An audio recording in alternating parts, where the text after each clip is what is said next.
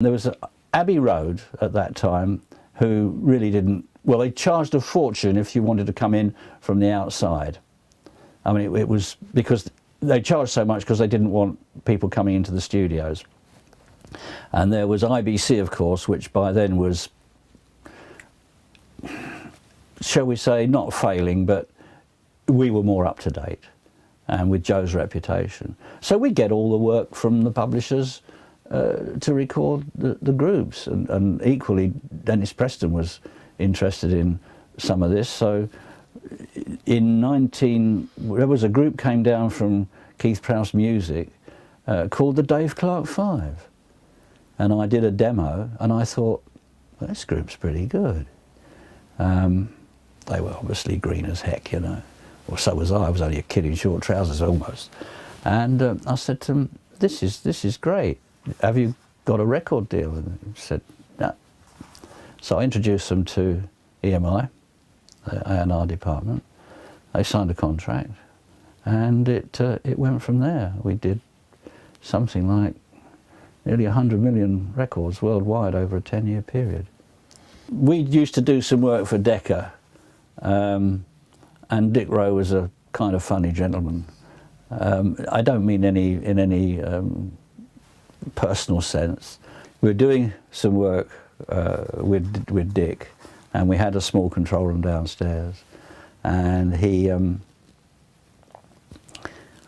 sitting next to me, and I said, "That's a fantastic take, you know, that's it." And he looked at me and he said, "Oh," and he had his pipe.